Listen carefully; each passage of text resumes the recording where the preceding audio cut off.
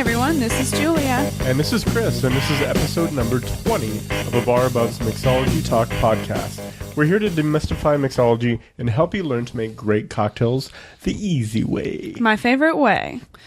So today we're excited to have an interview with Brian Johnson from the YouTube channel Better Cocktails at Home. So without further ado, let's get right into it.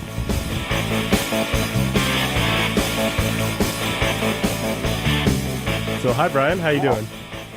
I'm doing great. Thanks for having me. It's good to talk to you guys on record.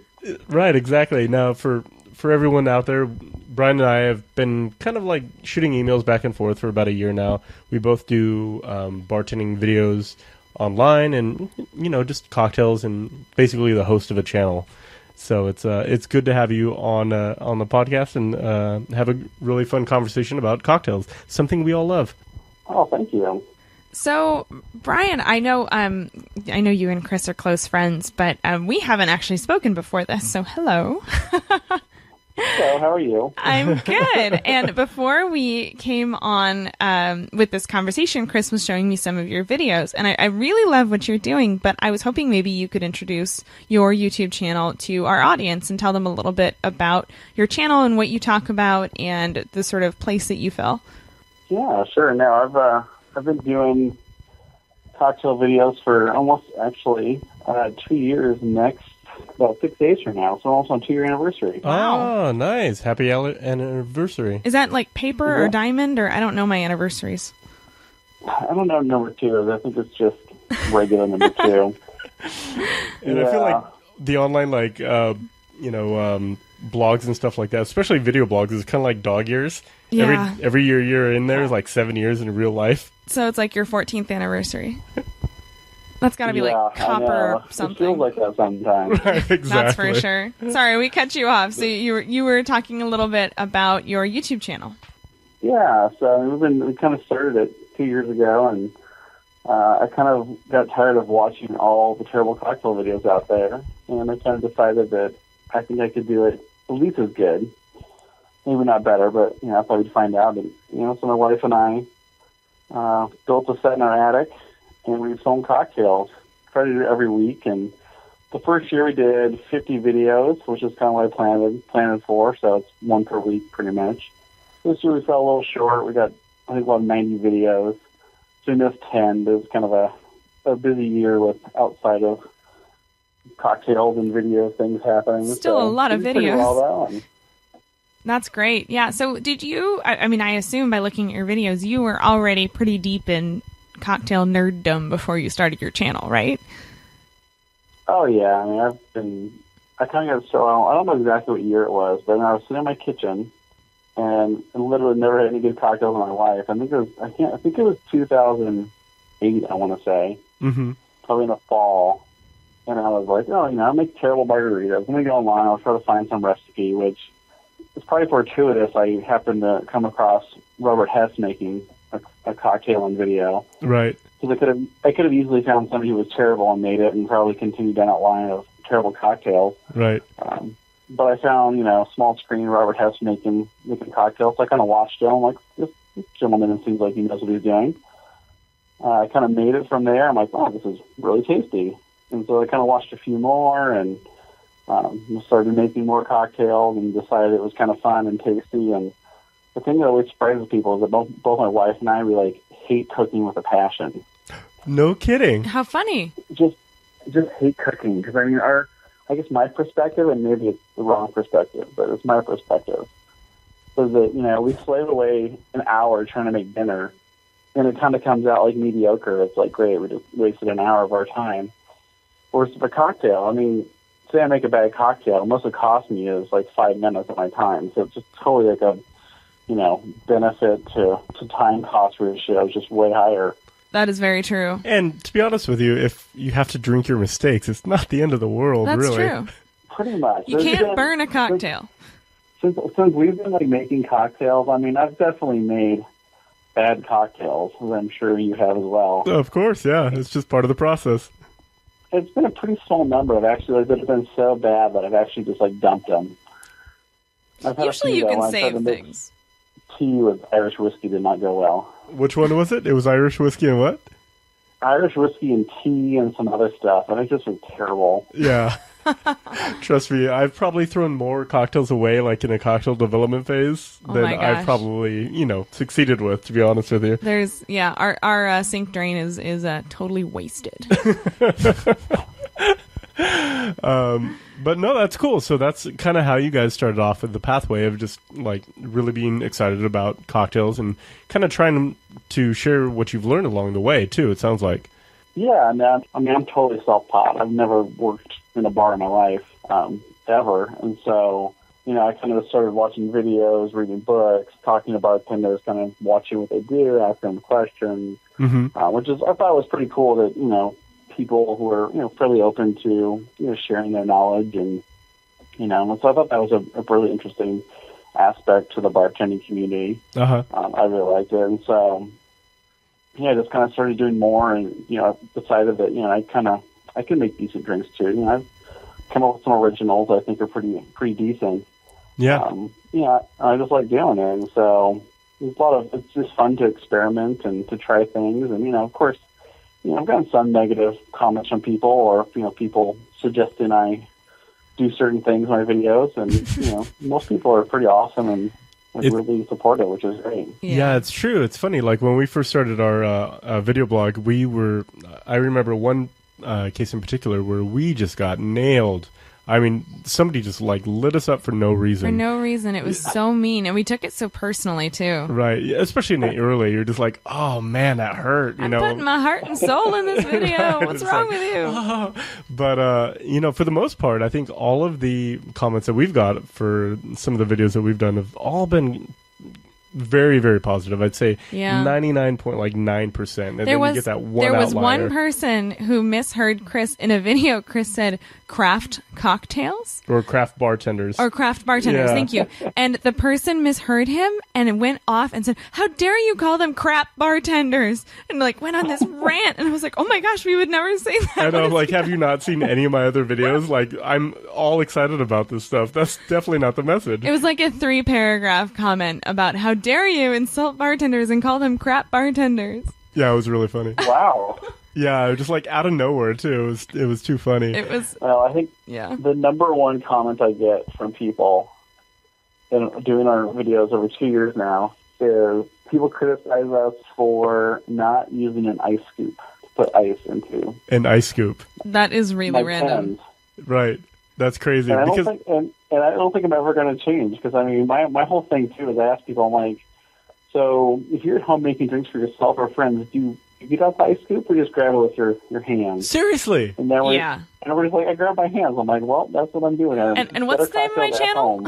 Right, exactly. Exactly. Yeah, no, I would say that not using a scoop probably makes your videos more approachable for the home bartender. Because if I see somebody making videos and they've got all of the the crazy tools and the random stuff and everything's shiny aluminum, like that's fantastic. I don't have any of that stuff. And so I think the fact that you're making them, without all the whiz-bang sort of gadgets, I think that's a good thing. Yeah, no, that's kind of when I first started, I actually had a few rules as far as that I kind of followed as like what I would do and what I wouldn't do. Because that was, I guess, that's one of the things that I've always disliked about the craft bartending world is, these really ingredients that are super complex to make. Right. And the problem is while they're generally very tasty and delicious, it makes sense that a bar can do it because they're going to sell 50 drinks and they're going to do it at scale, right? It doesn't make sense for home people to make these, 10-step sub-ingredient recipes when they're going to make 5 drinks. It's true. So it so just true. doesn't work at home. Right. We've got a fridge full of these random Tupperware containers. I think I made a macadamia nut orgeat a couple of weeks ago that totally went bad. Oh no, he made it 6 months ago and I think it's still in there. It's so gross. I think it's actually going to walk out the front door here in a couple of weeks. So it's a good thing not to make those sub-ingredients because they haunt you. And there's some great products out there to buy, actually. So, especially for a home bartender, it doesn't make sense. And that's basically one of my rules is that I don't use. If you watch my videos, which I'm sure you've seen them, but I don't think I've ever done a sub recipe. Nice. like beyond making simple syrup, or maybe it's like a vanilla syrup, or it's grenadine. Right. Something super easy. Because I don't. It's just not, honestly, for if I'm looking at people like me who have a busy life. I've got toddlers. I've got careers. My wife's got the same thing going on. I have boards I'm serve on, and work in the community. So this is just one aspect of it. And half the time I don't even have time to make anything. It's like, let alone spend an hour in the kitchen the day before coming up with a bunch of sub recipes. No, it's true. Yeah, and it's in my opinion, it's kind of like the reason why you go out to eat. You go out to eat because you don't want to like put the time in to make all these other things before you get there. And that's one of the beautiful things about like a craft bar is they do all those things for you. So you could just show up, order a fantastic cocktail, and not have to worry about the cleanup and the production and all that other stuff. It's one of the biggest benefits, in my opinion, of going out and trying new cocktail recipes and food and stuff like that. But you don't have to do it at home, right?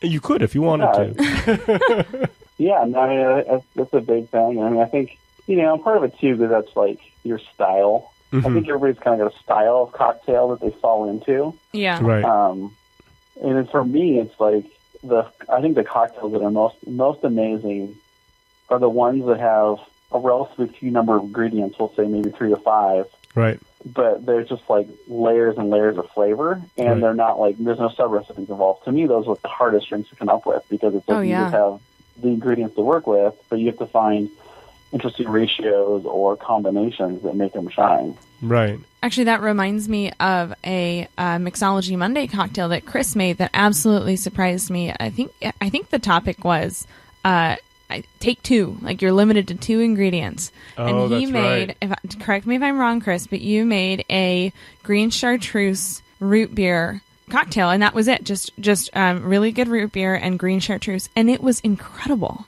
Yeah, that was. Yeah, those are really cool. Yeah, just being creative and imaginative, and just really paying attention to flavors and how you think they're going to combine. And sometimes you accidentally make an awesome cocktail like that time. Yeah, no. Well, one of the ones I don't think it's super new. It's a newer one in the last few or 5 years or so, I think, but. I don't think he ever made it, but it was made by Chris McMillan out of New Orleans, and it's called Into the Road. Uh-huh. And that cocktail, when I first tasted that, you're just like, this is crazy. I mean, it's got 3 ingredients that I don't naturally think would go together, as far as, Lafroig, Scotch, green chartreuse, and Campari. You're just like, really? And then you put it together, and it's like amazing. Wow, you're absolutely right. It doesn't sound like it goes well together, but green chartreuse is kind of a secret ingredient that makes the world go around, in my opinion. Oh, man. So you told us a little bit about sort of how you got started with cocktails. So what made you decide to go and start a YouTube channel? It was, one, I wanted, because I'm in digital marketing for my career, so I wanted to have like a portfolio piece to kind of point to and say, hey, look at, here's one example of how you can really harness the power of video. Right. Because as a digital marketer, I think video is just going to become huge over the next 5 to 10 years, as far as how people consume content, how they interact with things, how they learn things. Mm-hmm. And so I kind of wanted to explore that more, because YouTube's kind of like the social network that nobody really talks about. Yeah. And it's like huge and massive. And so all these people, digital marketers for these companies, from everything, we're talking from, Coca-Cola down to, your one-person small business, they think about Facebook, they think about Twitter, it's like, okay, I'll run some Facebook ads and, throw $10 at there. It's like I'll post on Twitter, but they don't really think about how YouTube could impact their business. And so I kind of wanted to explore that. And so I was like, hey, I could try to do some videos about digital marketing itself, and, so, this is YouTube. And then you put your videos on here, and then, your company can grow because people can see it. Right. I felt like kind of the obvious thing to do. So I was like, why don't I just take a topic that I really like, and why don't I just do it? And then I can show people this is how it works. Yeah, it's a business write-off too. And partly also too, because I saw a bunch of videos from other people. That was, for a long time, that was like my wife and I, our most favorite thing to do is to go to YouTube, type in some disgusting drink, like chocolate martini, and just see what videos come up. And it was just, that's what we do for fun. Right. That's amazing. That's hilarious. That's so funny. We should do that. That sounds like fun. Yeah, I'm sure we've probably come across a lot of the similar channels in that regards then. I'm sure we have. Yeah, that's the thing. I feel like I've seen pretty much everybody who makes cocktails on YouTube at least more than once or twice. I think that's, I think the industry in general, both whether you're a spirit producer, bartender, bar owner, whatever, I think that you could really benefit from understanding how video works, how to market yourself. Right. And so, because, there's some amazing videos, like bartending cocktail videos out there, but it's, they'll hire a company to come in, they'll shoot a series of 4 videos, and then they're done. That's it. Yeah, that's one thing we've definitely noticed as well. Yeah. And there's no chance for, the audience to develop any kind of connection with the bartenders or the establishment or the brand. Right. Yeah. And so I think it's, you got to make it feel real. So I was going to ask you another question because you touched on a subject earlier, and you said you had a couple rules when you started filming. I'd love to hear some of your other rules. Yeah, so I guess I talked to my wife a little bit too, as we're kind of, we both kind of created this and trying to figure out like what do we want to do, and so the first rule is really kind of around the ingredients, and that was I don't want to use anything that's like sub recipes, so we don't ever use sub recipes. I want to use ingredients that are fairly readily available. Uh-huh. That means that you might have to go to a nice liquor store to get it, maybe like Ojad or something like that. But I always try to advocate for store-bought brands that you can get, because I want people to be able to make this stuff without too much effort and, spending 3 hours doing it. Mm-hmm. So that was kind of my one rule around ingredients. And second rule was around kind of like, I guess, techniques, right? Uh-huh. I wanted to really show everything that I'm doing, because I guess that's my biggest complaints about cooking shows and all this stuff, is that I get why they do it, but they always speed up the process. Right. Because of, it's not fun to watch people do everything. So kind of when we started it, we would do everything. Like I would, you'd see me juicing on the show with all our citrus, and it would always, so our videos were a little bit longer, but they really kind of established that I'm going through all the steps and using proper technique, like we don't cut corners here. Right. And so that was kind of important to me, because I really, like when I believe in doing something, I want to do it the best I can. I do it really high quality, high level. Uh-huh. So that was kind of the impetus there. And then our third one was I kind of wanted to keep the tools and techniques kind of really simple but high quality. Uh-huh. So I kind of advocate for, I think it makes sense. Some people say, oh, well, you can mix it with anything. Just put it in a mason jar, or kind of any old tub you can find, which, yes, technically you can mix cocktails in that, but Uh-huh. I personally like to use, especially since cocktail tools are relatively inexpensive, you can get a really nice setup for $50-$60. So it's like, go out there, get some good tools. It'll help you make better cocktails. It'll help you, you'll enjoy it more when you're doing it. So using good tools, using products that aren't too crazy. So it's kind of our 3 kind of main rules we tried to follow as we started to do this project, and we did really well. And we've kind of morphed over time where I've broken some of those rules Mm-hmm. for a variety of reasons. And one was we found, I kind of found that our viewers are fairly cocktail savvy, as you might expect, right? Right. So it kind of became that well, obviously they want to be able to find some really interesting ingredients or see what my take is on an interesting ingredient. So we kind of, we've kind of changed a little bit, but pretty much I still follow the no sub recipe rule, and the techniques and other stuff. We've kind of done some fun stuff with that, like making clear ice. I worked with Perlini to do cocktail carbonation series. Yeah, that was one of my favorite episodes, actually, that whole series that you did, because for all of you that don't know, Perlini is kind of like the carbonating system for like high-end bars and stuff like that for bottle carbonating, which is definitely one of the big trends out there right now. But I saw that you were working with Perlini to do cocktails at home and stuff, so that was a really fascinating series that you did there. Yeah, and it was a lot of fun, and kind of work with them and kind of get the behind the scenes and kind of hear about, talking with Evan who runs Perlini, learning about carbonation and really kind of coming up and applying it to cocktails and like a little video series. And so I really liked doing that, and that was a lot of fun. And then we did our ice video was kind of like sciencey as well, which is it's just interesting enough. It's our longest video ever done, and it's also our most popular video we've ever done. Nice. Huh. Very cool.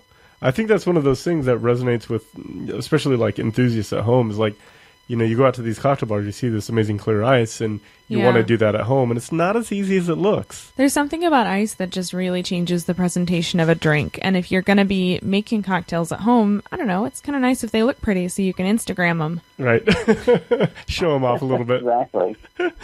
Oh, man. Exactly. So I was going to ask you, so what is some of your favorite style of cocktail? Are you more of a classic cocktail guy? Are you more tiki? I honestly, this division, there's literally, it's rare that I find a cocktail that I don't enjoy. I like almost every cocktail I've ever tried. Nice. The only flavor I'm not like huge on is absinthe. Uh-huh. It's just the whole black licorice flavor. It's just, I love having it in very small amounts in cocktails because it really adds that nice herbal dimension to it. But cocktails are really absinthe heavy. It's just the one flavor I don't love. But other than that, I mean, I do a lot of tiki and rum cocktails because, one, I think there's a lot of value in rum right now. Oh, I would agree. Amazing rums for not a lot of money. Yeah. In tiki, there's tons of flavor in it, and so I love doing tiki drinks. We do those. I make those quite a bit at home. I love the classics as well. Uh-huh. Just kind of, I mean, literally, I'll make anything. I try to work on my own recipes, come up with stuff. I try to make recipes out of books, magazines. Just kind of, I try everything. I mean, I really kind of, I think, skew towards, if I was going to call it a style, I would say it's like have like lots of layers of flavor, but with simple ingredients. So I don't know if you've ever been to Zigzag Cafe in Seattle. No, it's legendary though. We need to get up there next time we're in Seattle for sure. Yeah, it's an amazing bar, and their menu and the way their drinks are made, it's exactly like my kind of drink. Tons of flavor, but usually only 3 or 4 ingredients. Nice. But the flavor is just like amazing, and so like they're like totally like my style of cocktail. And some, you go to some other craft cocktail bars, and the ones that kind of have really like fancy ingredients, or they have, they make their habanero carrot shrubs. The drinks taste really good, but a lot of times it's not my style, I guess. That's kind of fair enough. Well, that breaks the rules. Yeah. It's my home rules anyway. Right. Well, and also there's a 4th rule, of course, which is no ice scoops allowed. Right. So I love ice too. So I was going to ask you, so what is like some of the take-home tips for people that are making cocktails at home? Like, what are some of the suggestions that you have for really kind of elevating your cocktail game at home?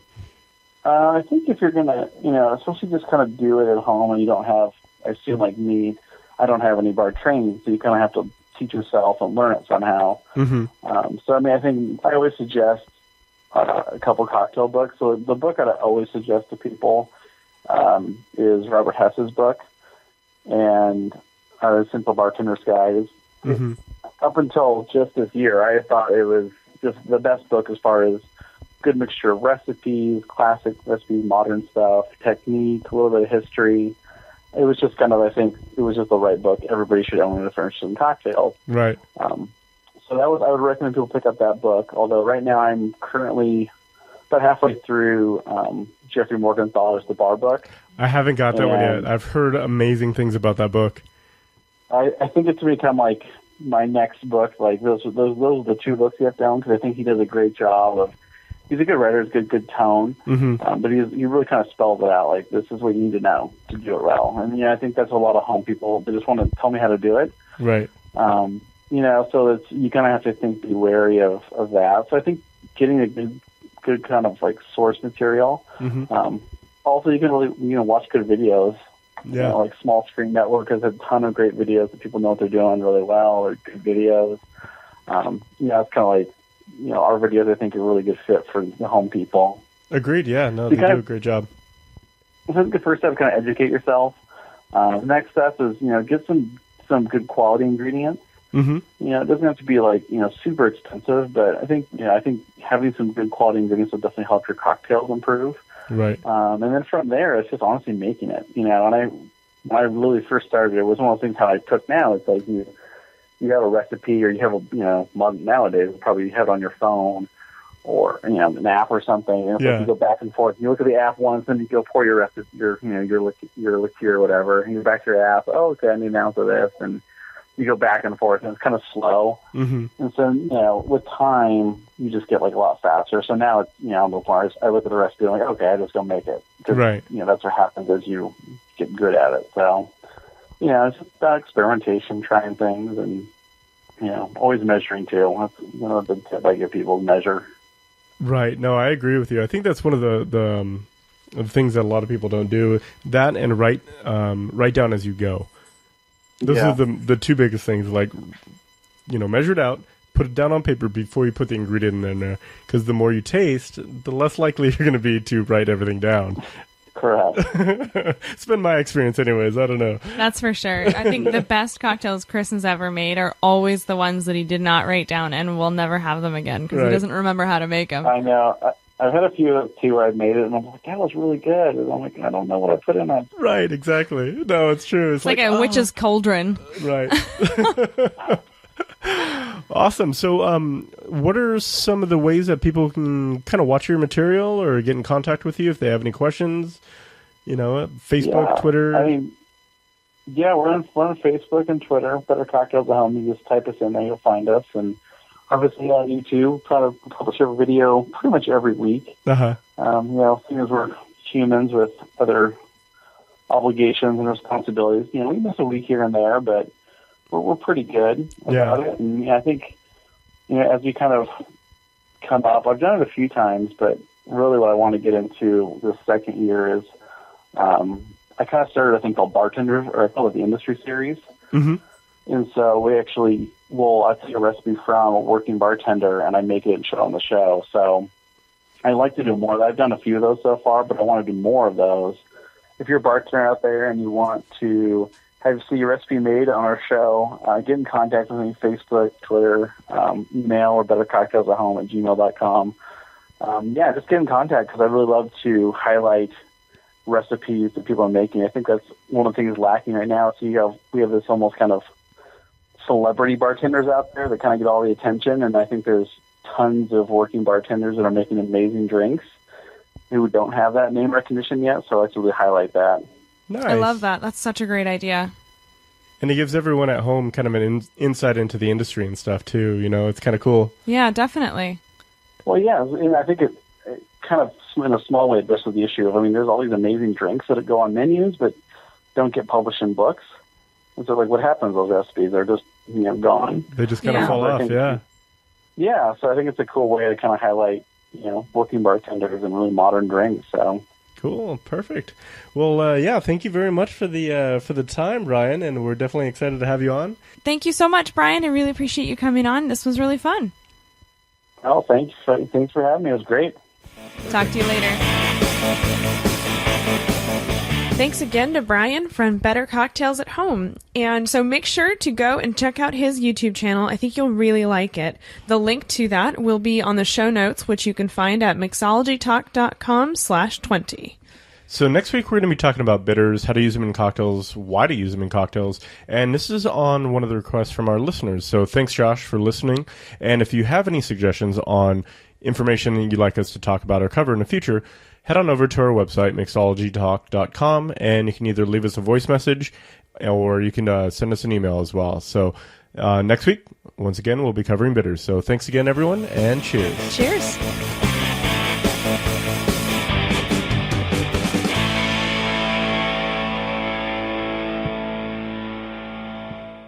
Never miss an episode by subscribing in iTunes or YouTube. And as always, check out the show notes by clicking on the right.